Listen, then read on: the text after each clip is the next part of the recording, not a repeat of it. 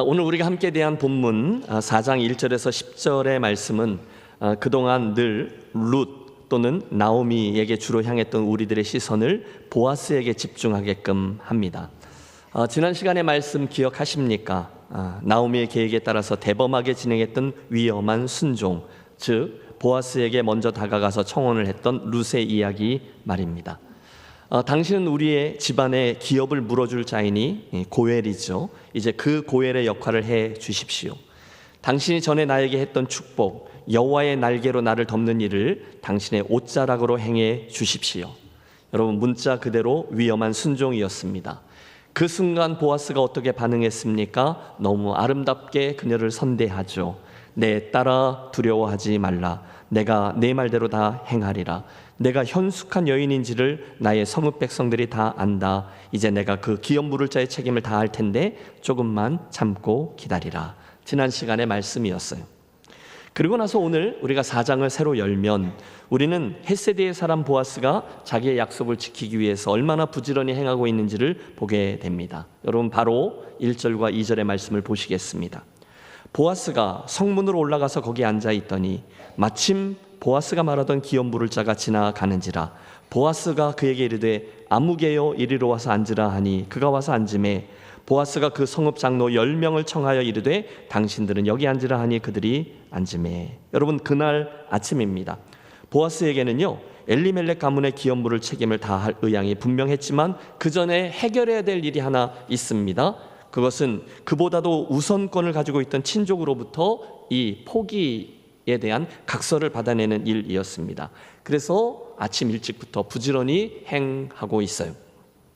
본문에 의하면 오늘 이야기의 배경이 되는 성문 앞이라는 단어가 나옵니다. 성문 앞 해보실까요? 성문 앞.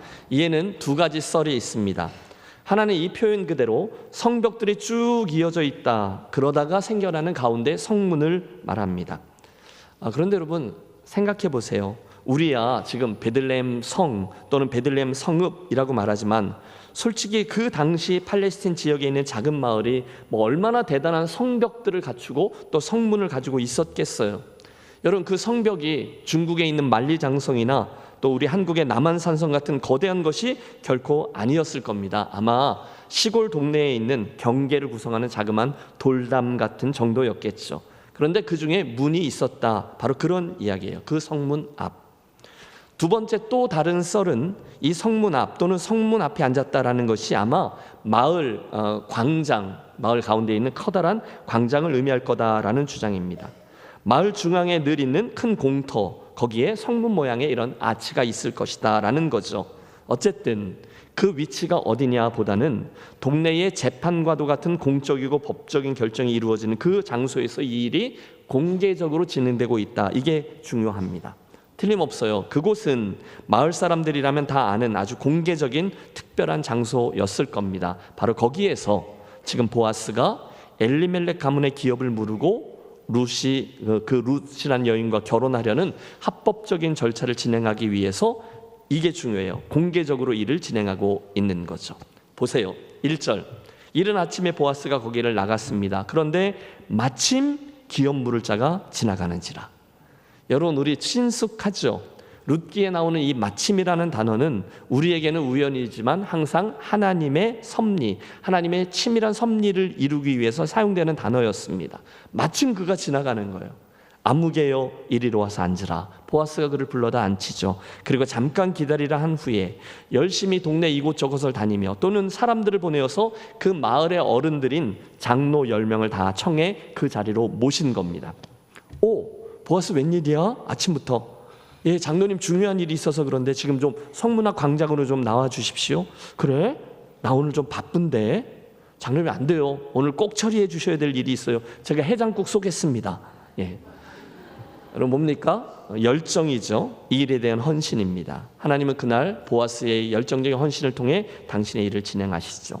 여러분, 그래서 분위기를 보아하니 지나다니는 마을 사람들까지 해서 꽤 많은 동네 사람들이 거기에 이렇게 모이게 된 거예요.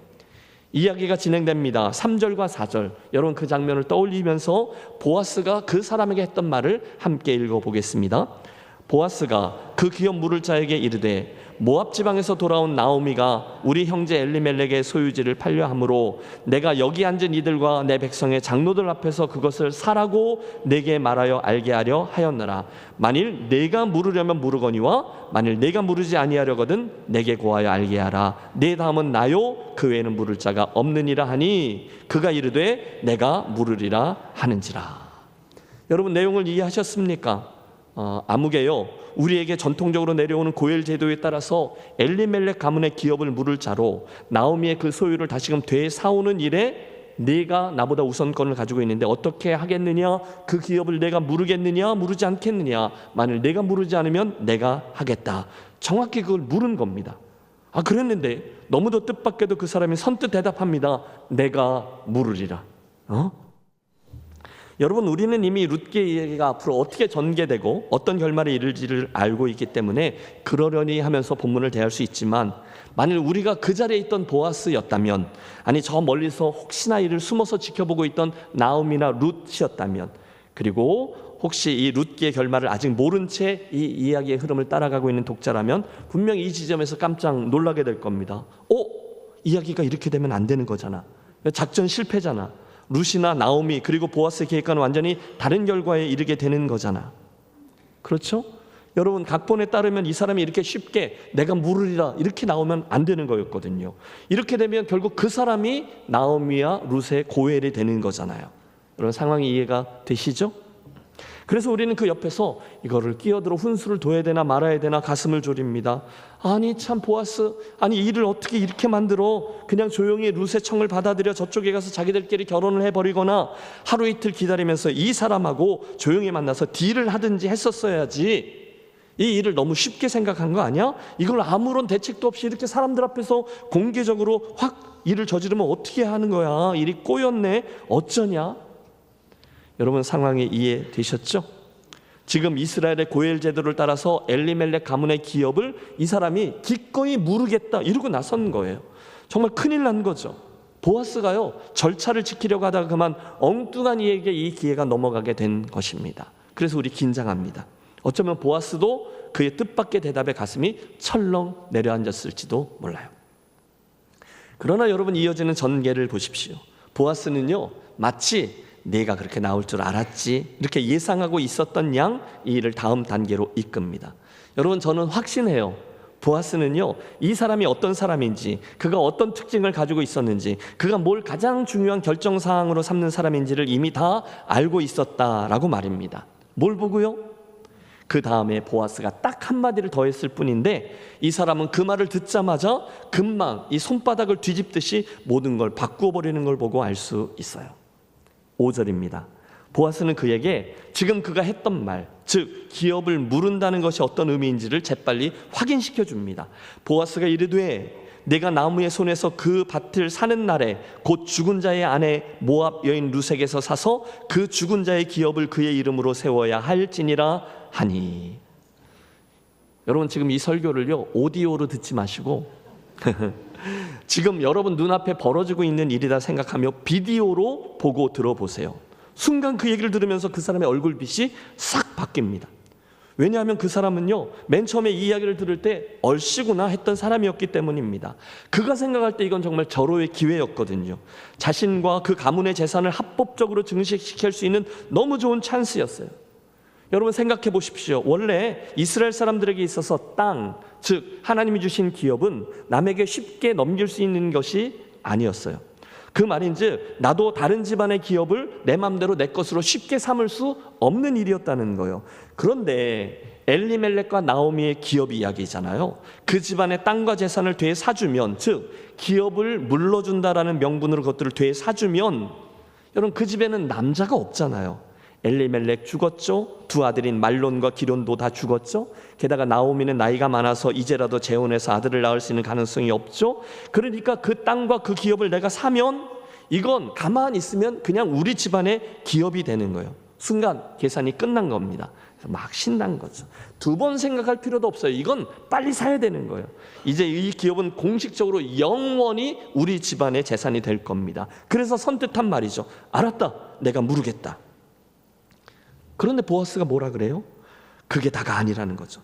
내가 이 집안의 기업을 물을 자가 된다는 것은 엘리멜렉의 며느리인 룻과 결혼을 해야 하고 그녀와 결혼해서 자녀를 낳는다는 것을 의미하고 내가 산 그 기업은 그 아들에게 상속해 주어 내게 아니라 엘리멜렉 가문이 되도록 해야 한다는 건 알지? 이렇게 물은 거예요. 여러분 보세요. 그 순간 그 사람의 얼굴이 울그락불그락해지는 거예요. 가만히 있어봐. 그리고 잠시 깊은 침묵이 이어져요. 여러분 지금 이 사람이 진퇴양난에 빠져 있는 게 보이세요? 대답을 좀 해주세요.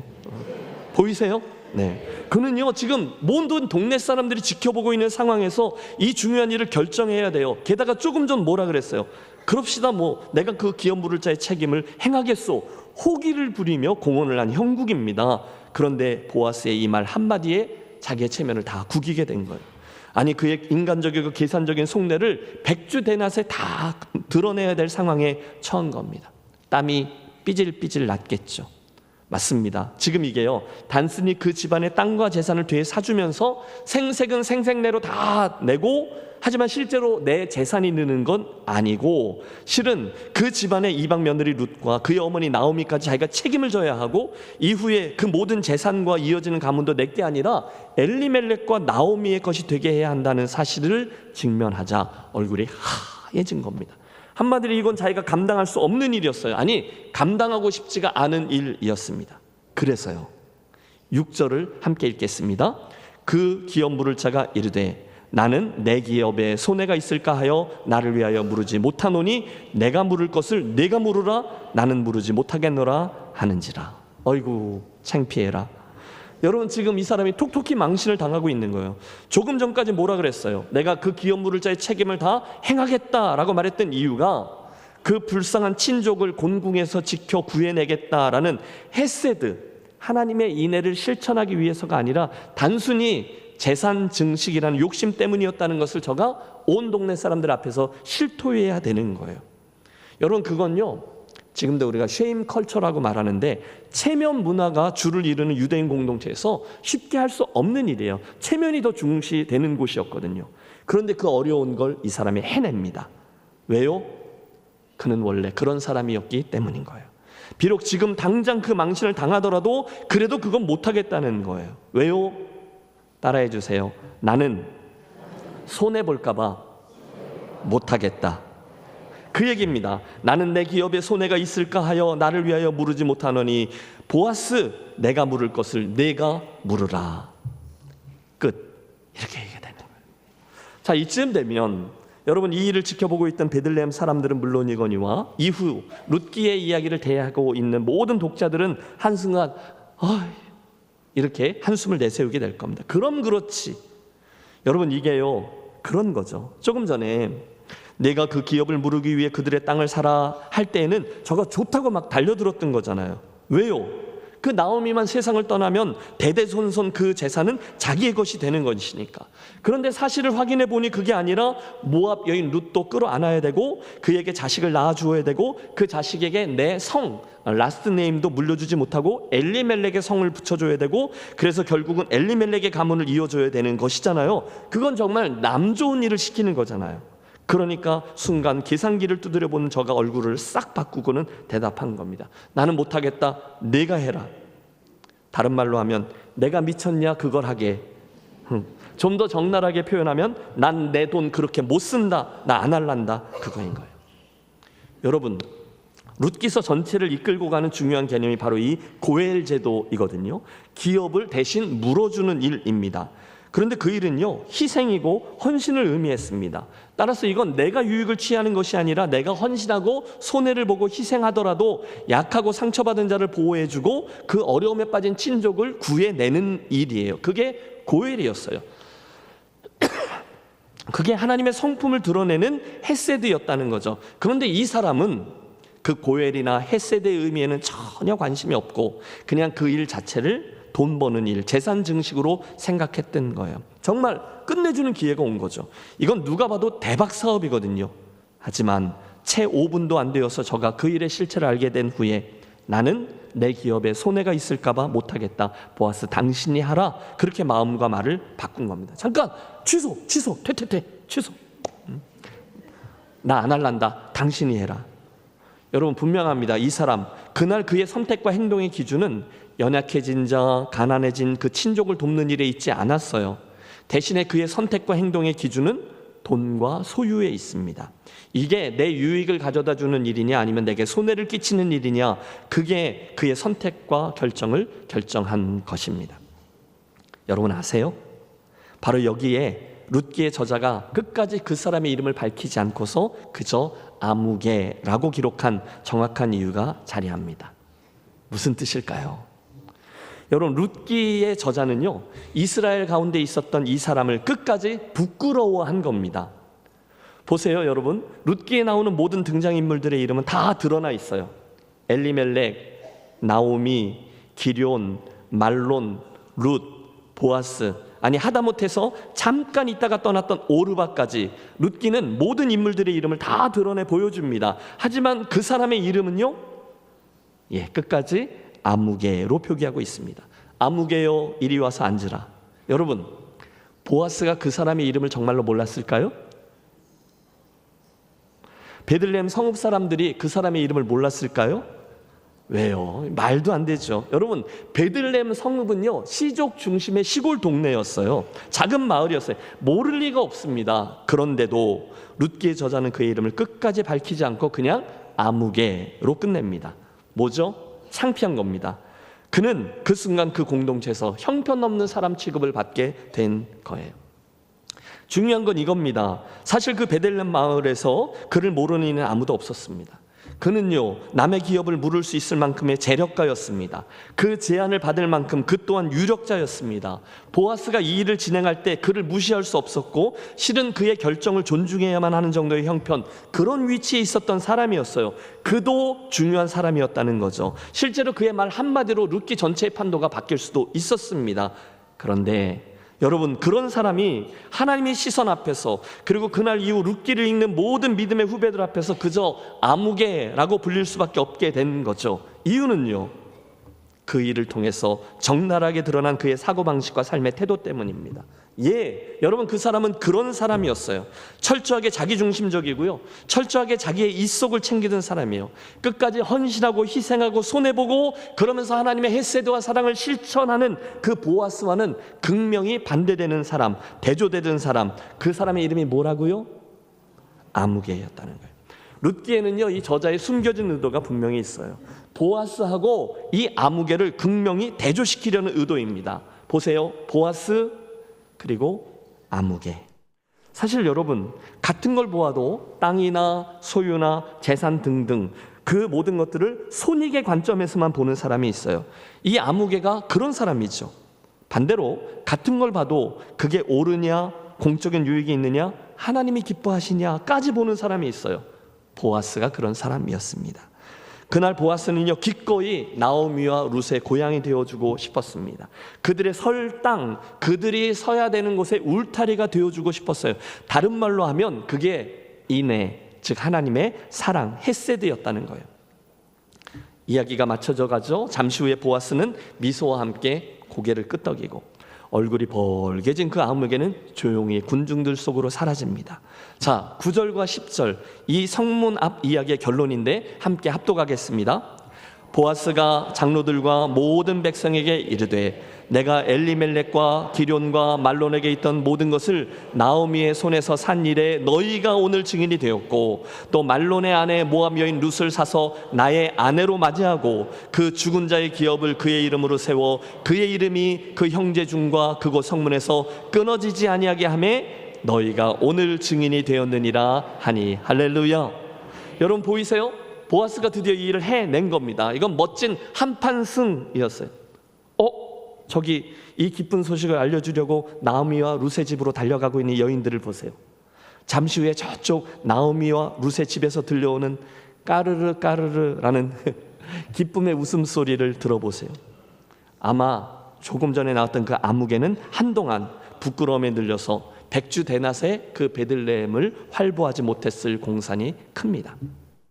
이야기하고 싶은 게 너무 많아요. 그런데 오늘 저는 여러분과 함께 이 점을 주목하고 싶습니다. 바로 그런 인생을 살기 위해서, 바로 그런 교회 공동체를 세우기 위해 사랑하는 여러분, 남겨진 여러분의 인생에 있어서 그 성문 앞 광장에서 우리를 보고 계시는 하나님의 그 시선을 의식하며 살아가는 저와 여러분이 되시기를 권합니다.